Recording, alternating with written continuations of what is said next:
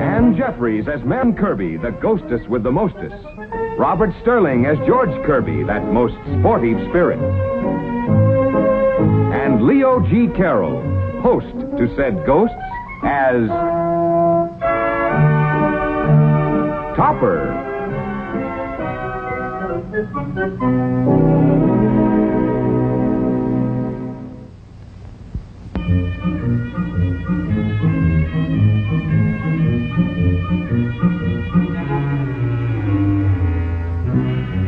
You sure you know what you're doing, Cosmo? Henrietta, you ask me that same question every time I take a picture of you. And not without reason, Topper. The last one you took made me look like a lump of dough. Turn your head a little more to the left. And better still, take your head off altogether. Now, what's for the birdie?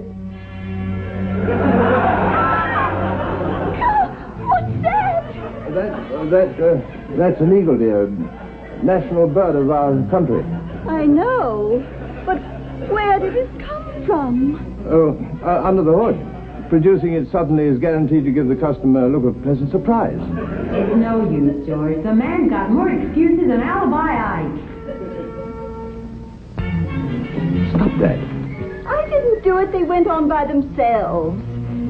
You haven't got half enough light. Must have been a short circuit. Now, hold still a minute. This will give the picture a little variety. Excuse me, ma'am. Well, that ought to make a nice action shot. There wasn't enough light anyway. What time would you like dinner? As soon as we finish here, Katie. Very...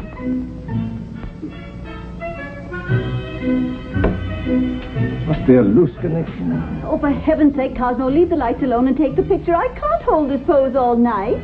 You haven't got half enough light. Cosmo, you're blinding me. The fuse! You blew the fuse! Snap her quick, Topper. She never looked lovelier.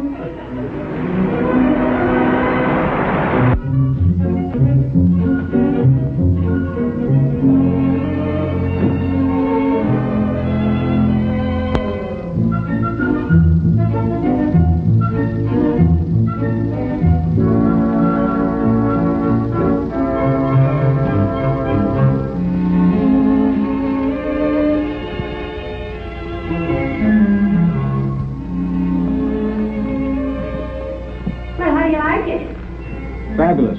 Should have put more onions in it, though. George Kirby. Hmm?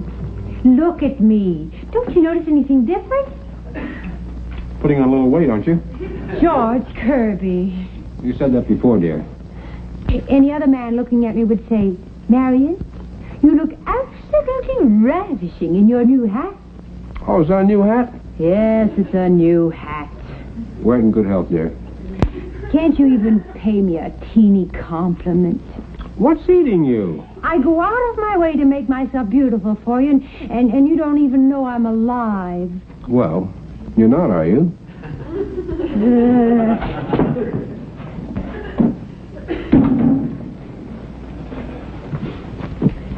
Topper, darling, thank heavens you're home. What's wrong now? Oh, it's George. He's insufferable. He's insulting, he's boorish, he's unmannerly, and he's unbearable. Lovers' quarrel? He doesn't even know the meaning of the word love. I loathe him. I despise him.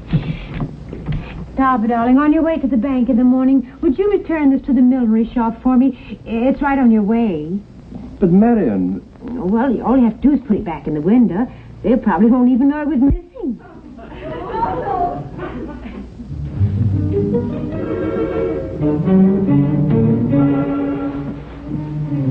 Cosmo, what is that? A box.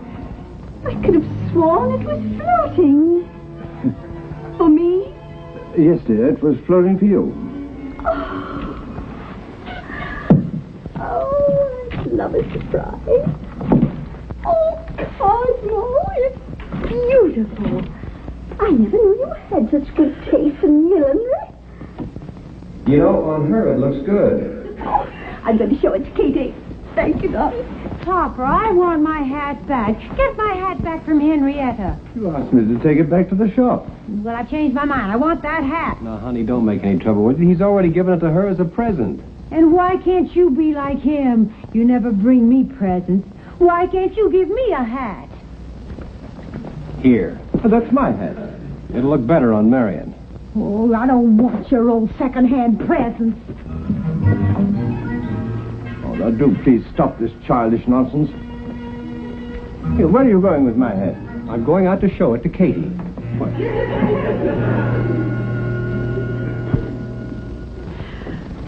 Going, Mo. Yes, Aren't you tired? Yes, sir. So why don't you go to bed? No, thank you, dear. I'm not a bit tired. Besides, I want to see who committed this murder. All right, dear, but don't stay up too late. Oh, it couldn't have been him. Good night, dear. Please get off my book. I'm not on your book. I'm on your lap. Well, my book's on my lap. Topper, darling, don't argue. I'm unhappy. What's the matter? Have you been squabbling with George again? Topper, he doesn't understand me. Well, why don't you go and explain yourself to him? Let me finish my book. I know what I'm going to say. It sounds shocking, but... Well, I'm thinking of leaving George. Not thinking of leaving him here, I trust. I don't think you realize how serious this is. What would I do? Well, let's have no more of this nonsense. George is her husband, for better or worse, for richer or poorer. Until death do you part. Oh, I know all that, but... What did you say? I didn't say anything. You're doing all the talking. Until death do us part. Topper, George and I... Come on, Neil. Stop wobbling like that, will you? Oh, but darling, the difference in our ages means absolutely nothing. Darling, wait. Topper! What? Well, I never would have expected it of you. Well, now look here, A man George, of your age. Reading those trashy 10-cent mystery novels. What do you think of our lush hound? Not only kills a bottle of cognac, but tries to play the Undertaker, too. I caught him burying the bottle. Hey, Marion, this dog's going to have a monstrous thirst after all this cognac. Winds up a batch of martinis so he can sort of taper off. You and your intoxicated friend can attend to your own affairs, Mr. Kirby. Do we know this woman? No? Well, then you go over and kiss your Uncle Topper, and I'll mix a batch of martinis. Please take this beast away. Marion, call him off. Mr. Kirby's dog, not mine. Hey, what is all this Mr. Kirby business, honey? You will please address me by my maiden name, Miss Cook. Miss Cook. Marion, what's come over you? Until death do us part. Don't you see, Topper? George and I aren't married anymore. We're not? This is ridiculous. Why, not in the least. And I'll thank you to move out of our room. My room. Oh, don't thank me. Thank you. What do you mean? So, we're no longer married. Now, just a moment, you two. No. Splendid. In fact, bully. Just answer me one thing. Who gets custody of the dog? He's yours. As a matter of fact, I don't care if I never see either one of you again. Oh, that's fine. I know somebody who will be delighted to take us in. A cute little red-headed ghost. Met her in the movies one night. Oh, you two timing. I've always suspected you. Just a minute. If you so much as look at another ghost, I'll... Oh, gee, it's wonderful to be single again. So many opportunities, no more excuses. Oh! My book. George, come back here.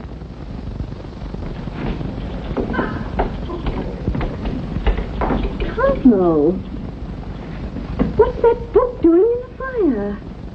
It's burning. Yes, but why are you burning it? I've just finished it.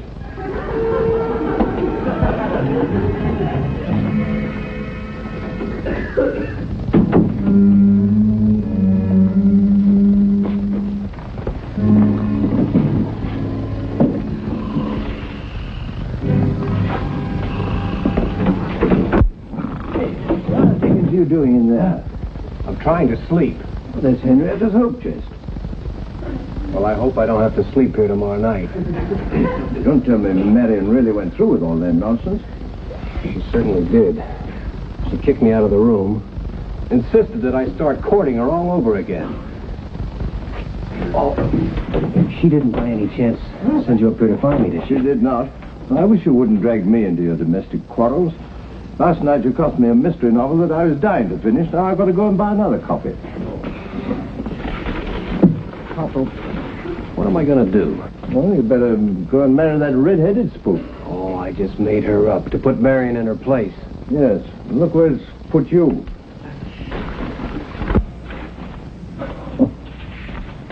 What are you laughing at? I'm not laughing at you. I can't court Marion again. Why not? Well, I'm a married man. At least I was. What are you reading? Some letters from me to Henrietta when I was courting her. You know, you could very well use some of my technique. I might end up being married to Henrietta. Well, you could do worse. I did. But somehow I love the witch. Let me have a look. Hey, here, steady on, George. Those letters are personal. Oh, what's wrong? Henrietta, my own. When we are apart, it seems dark and dank. Oh, what's the matter with that? It's very poetic. Marion, my own. When we're apart, life seems dark and dank. No, thank you. Your technique won't help me any. The trouble with you is you're completely insensitive. Well, I guess I'll have to start courting Marion all over again. I worked it once. Maybe if I gave her the old caveman treatment, huh? And you say I'm insensitive? Oh, brother.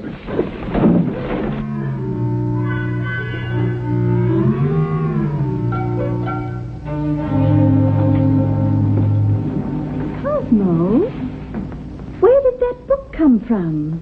The usual place, dear, a drugstore. You burned it. This is another copy. You mean to say you bought a second copy? Yes, I want to see how it came again. I must say you're not very economical. And you're not very observing either. Cosmo? Don't you notice anything different? Putting on weight, aren't you? Cosmo Topper. Yes, dear? It's the new hat you gave me for a present. Oh, well, wear it in good health, dear.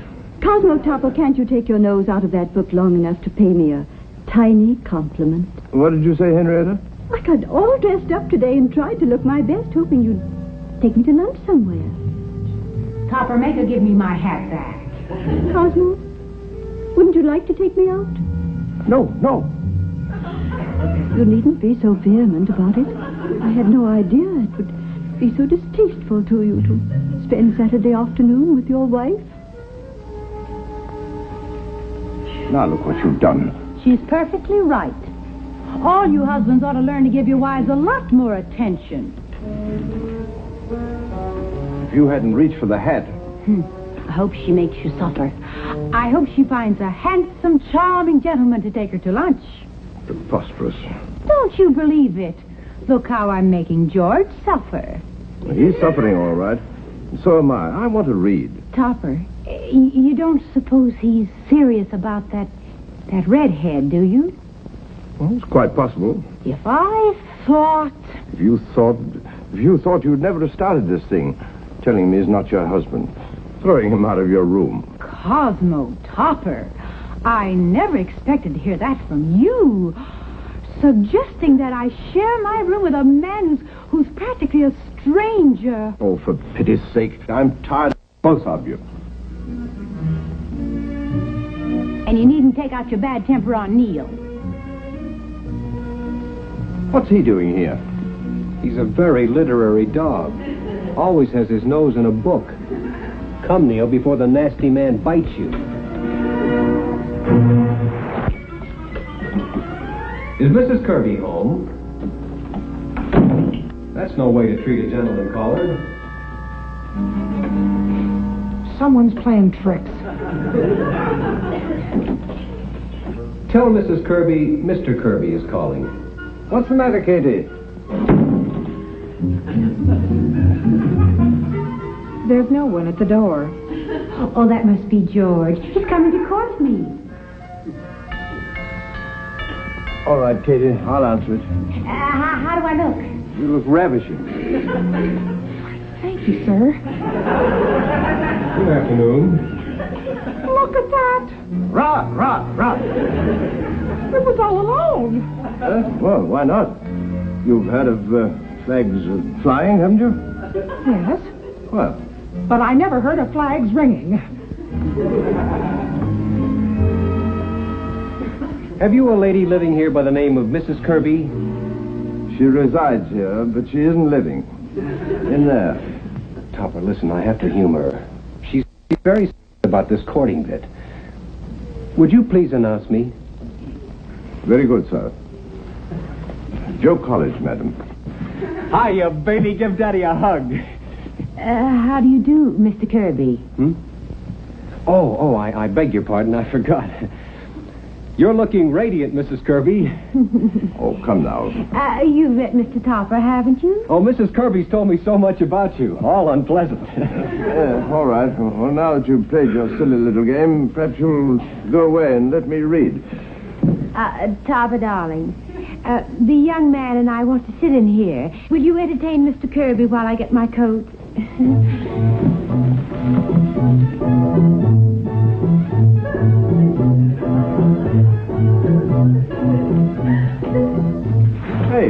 Hey, what are you up to? This is the middle of the day. George, what the deuce are you up to now? Oh, you don't have to bother entertaining me.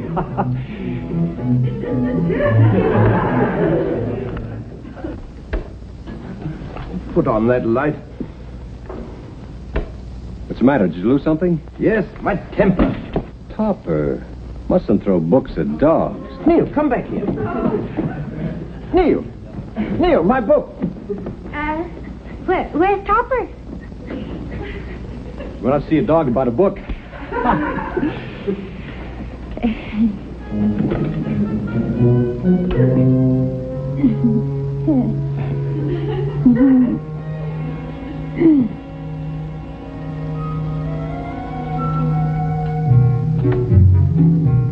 Don't you dare. What did I do? Neil dropped my book in the incinerator. Marion, where are you? If that's no one again, they're going to get a piece of my mind. Where's Mr. Topper? Why, he's... Is that you, dear? Oh, you got company. That'll be all, Kitty. Yes, ma'am. Well, Cosmo, I hope you're satisfied. I always have been. Why? What's wrong? Well, it's this way, Mr. Topper. I will explain to my husband. Cosmo, where did you get this hat? At a shop there. At a hat shop. I passed the shop, and they accused me of taking this from the window. Of shoplifting. They didn't bring charges, just asked me to collect the money. $46.50. Oh, bargain. So you admit you took it? Well, I can explain everything, dear. Here you are, officer. And a little something extra for your trouble. Thanks. I'm sorry, lady.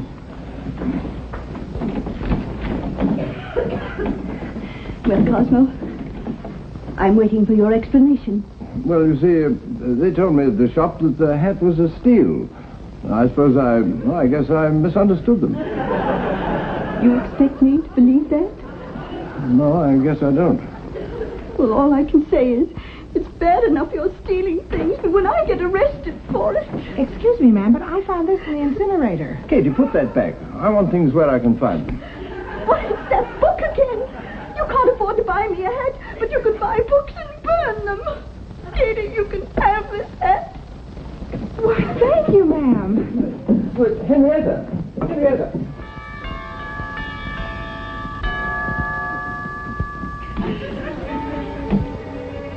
Ah, cut that out.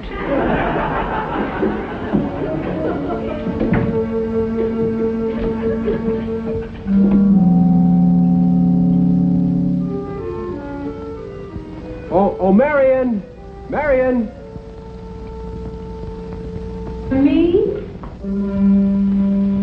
No, they were for Katie, but as long as you have them, you can keep them. Won't you come in? Thank you.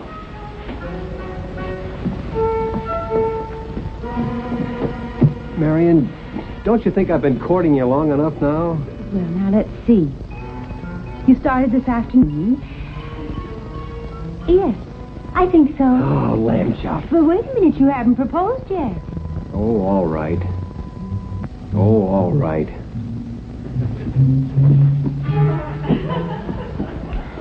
Marion.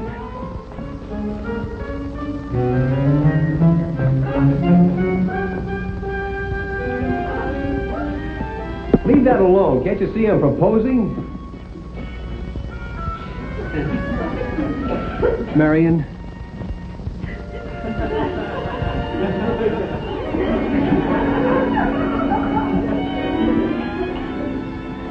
Cut that out.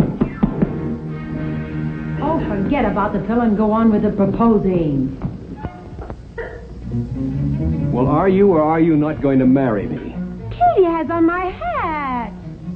Well, what kind of an answer is that?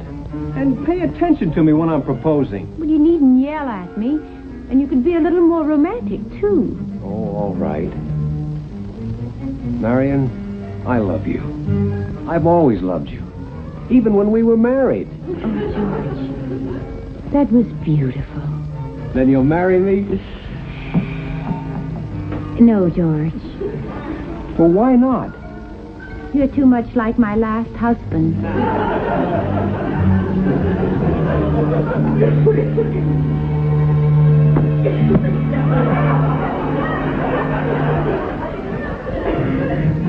Okay, I'll fight back.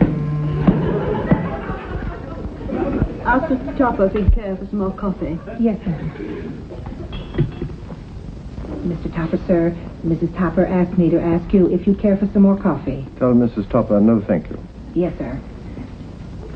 Mrs. Topper, Mr. Topper told me to tell you, no thank you. You may take this away. Yes, ma'am. Excuse me, sir. There goes our interpreter. I have nothing to say to you. Henrietta, aren't you being a trifle unreasonable? After all... Me unreasonable? You hat stealer. You book burner. Henrietta! Get off my lap, will you? You and your wife have got me into a fine mess. Me and my wife have got me in a fine mess, too. What have you got there? Your love letters. I've tried everything else on Marion. Maybe this will work. I thought you found them revolting. I do, but I'm desperate. Henrietta, correction. Marion, my own, when we're apart, life seems dark and dank. Oh, George, that's the most beautiful thing you ever said to me.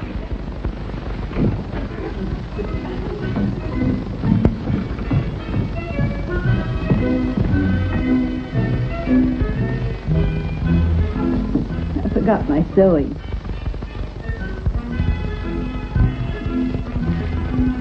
Cosmo, what are you doing with those letters? I was just reading them, dear. You were? Oh, Cosmo. Read them to me. Henrietta, my own, when we're apart, life seems dark and dank. Topper, we're going to be married.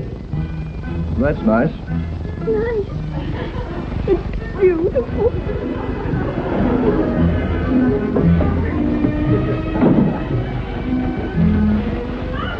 Cosmo, what are you doing? I'm feeding the birds, dear. They're hungry. But the shoes.